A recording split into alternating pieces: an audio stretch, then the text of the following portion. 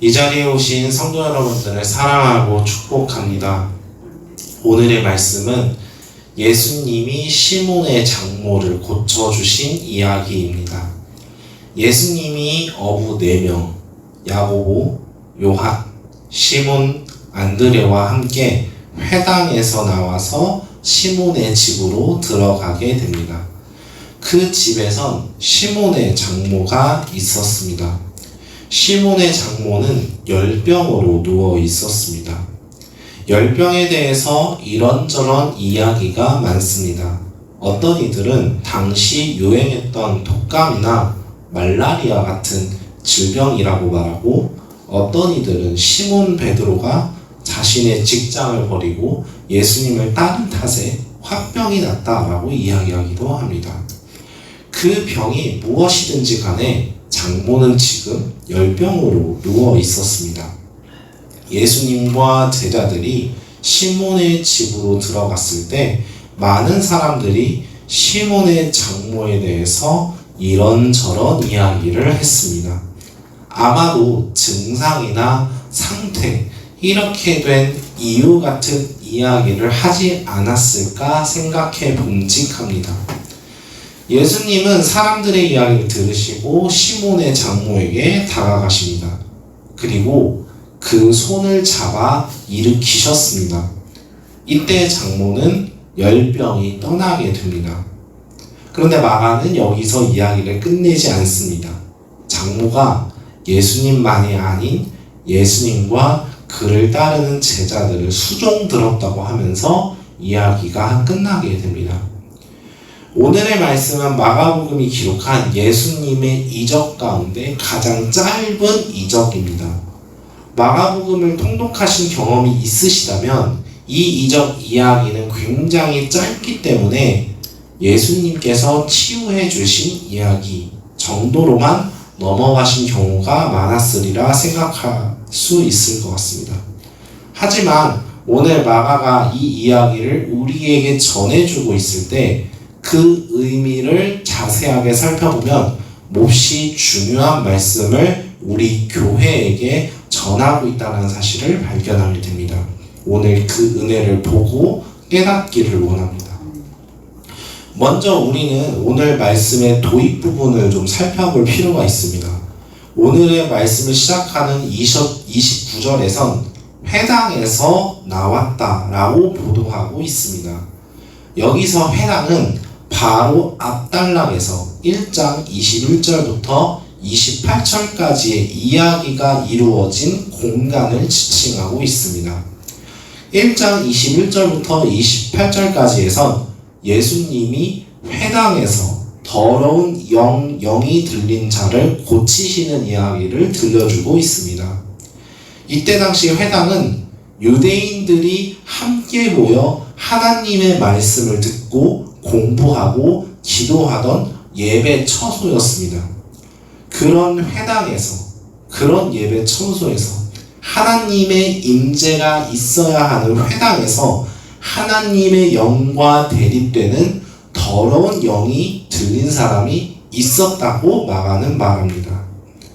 예수님은 더러운 영이 들린 자를 축출하시고 29절에서 그 회당에서 나와 시몬과 안드레의 집으로 들어가셨다고 보도합니다. 여기서 우리는 회당과 집의 구도를 눈여겨볼 필요가 있습니다. 나가는 것과 들어가는 것의 대비, 즉 회당과 집이 대비되고 있다는 것입니다. 유대인들이 함께 모여 하나님을 예배하는 회당엔 더러운 영이 존재했고 예수님은 그 회당을 나오셨습니다. 그리고서 예수님이 들어가신 집은 회당에서 유대인들이 모였듯이 33절을 보게 되면 많은 무리들이 모이는 장소가 되었습니다. 마가는 의도적으로 회당과 집을 비교하고 있는 것입니다. 아마 마가는 유대교의 회당이 아닌 진정한 하나님을 예배하는 처소, 즉 교회를 집으로 표현한 것임을 우리는 생각해 볼 수 있습니다.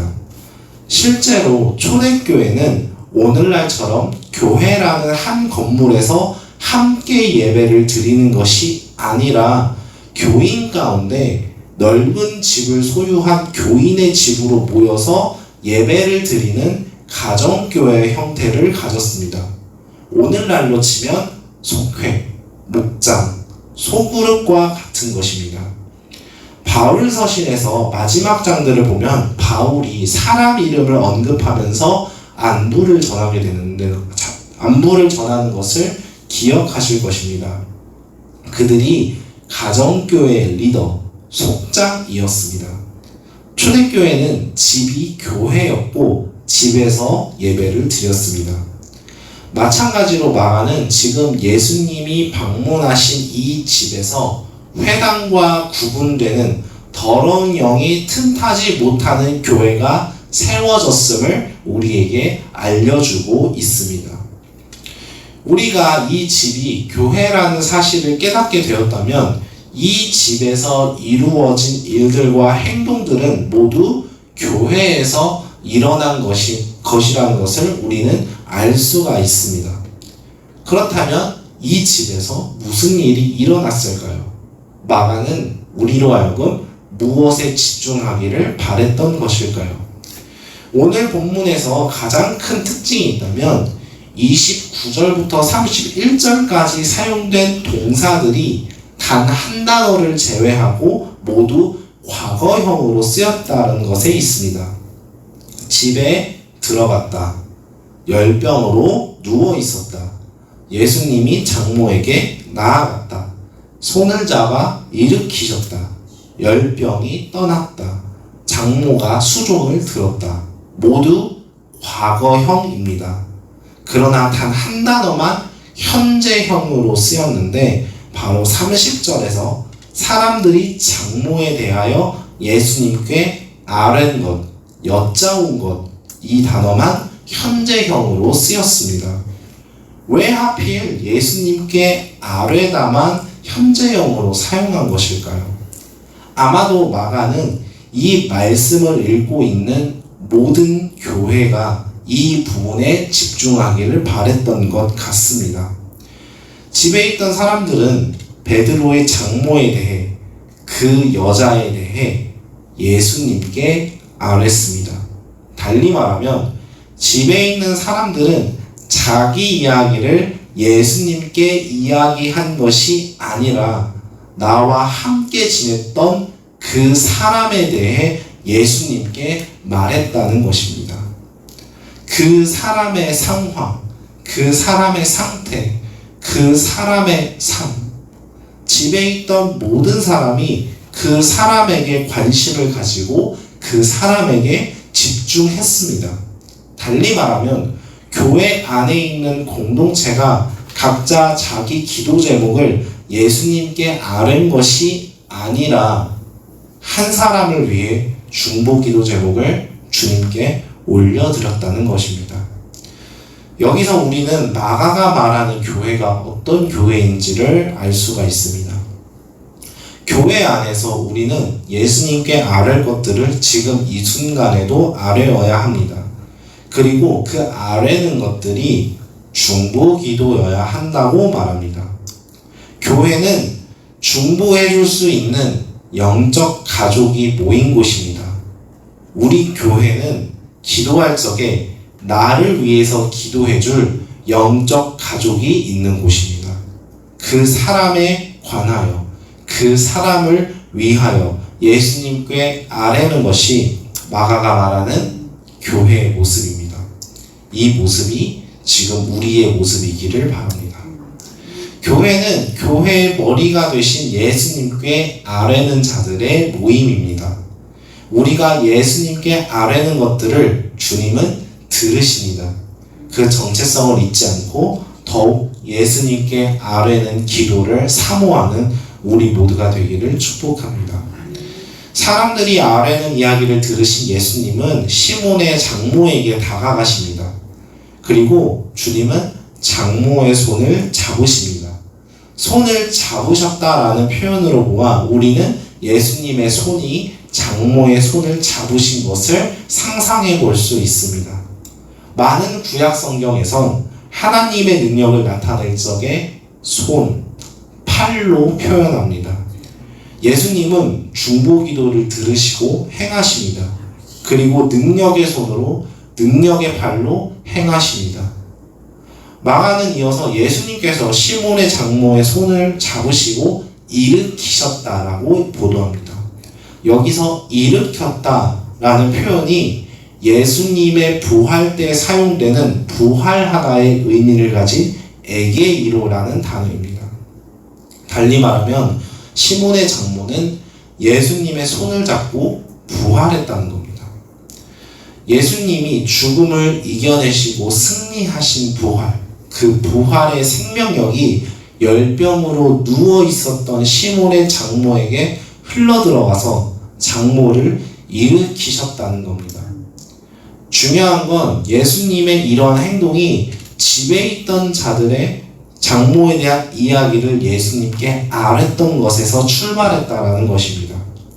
교회는 중보자들이 모인 곳입니다. 교회의 머리 대신 예수님은 중보자들의 기도를 들으시고 부활의 생명을 중보받는 자에게, 우리 교회에게 허락하십니다. 우리 안에 예수님의 생명이 있을 수 있는 이유는 누군가의 기도로 내가 설 수 있게 되었고, 내가 누군가를 위해 기도할 수 있는 사람으로 설 수 있게 되었기 때문입니다. 그 사실을 우리가 기억하면서 더더욱 기도자의 위치에서 교회 공동체를 위해 중보하고 중보받는 저와 여러분이 되시기를 바랍니다. 사랑하는 우리 성도 여러분, 우리는 기도할 적에 주님께 개인적으로 아뢰는 기도들이 많은 것 같습니다. 하지만 오늘 말씀을 통해서 우리가 잊지 말아야 할 것이 있다면, 내가 기도할 수 있는 시간에, 기도할 수 있는 자리에 우리 교회 공동체를 위해 기도할 수 있어야 한다는 것입니다. 예수님이 시몬의 집에 들어오셨을 때 집에 있던 많은 사람들은 자신들의 개인적인 요구나 바램, 소망들을 먼저 아뢰기보다는 그 집에 있는 지체, 시몬의 장모에 대한 이야기를 주님께 먼저 아뢰었습니다.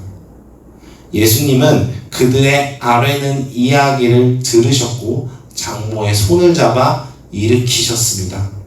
예수님의 부활의 생명력으로 말미암아 장모는 다시 살았고 주님을 섬기는데 더욱 힘썼습니다. 오늘 시몬의 집의 모습이 우리 교회의 모습이 되기를 바랍니다. 우리 교회 안에 있는 지체들을 위해서 주님께 아뢰는 우리들이 되기를 원합니다.